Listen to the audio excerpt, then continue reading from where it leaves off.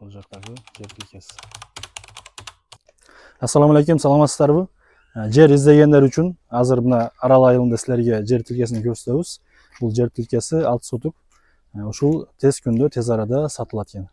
Аянты 20 метрге 30 метр. Арал айылы, Аралга кириште. Көпүрөдөн Домата мектебинен кийин, көпүрөдөн өткөндөн кийин сол жакта. Аны азыр ориентирди көрсөтөбүз. Бул жерде мына жерге подушка куюлган экен. 15 метрге 8 метр кылып. Анан тышкары мына таштардагы, шагылдагы төгүлгөн экен. Бул жагы уже шал эккенге жерлер.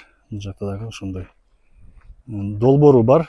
Кызыл китепке ушул кийин тапшырса, кызыл китеп дагы алса болот экен. Азырынча долбор бар. Бул жерде суу, пока свет келген эмес.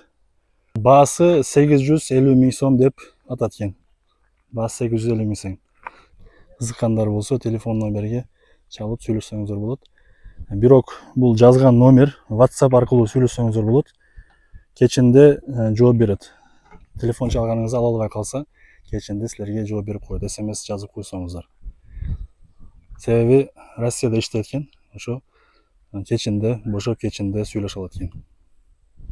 Бул жакта Сузактан заправкалар көрүнүп атат. Ушул сайдан өткөндөн кийин келип атканыңызда оң жактагы ушул көчө. Ушул көчө менен 400 примерно жарым километр жүргөндө, 400-500 метр жүргөндө сол жактагы чек жер тилкеси сатылат.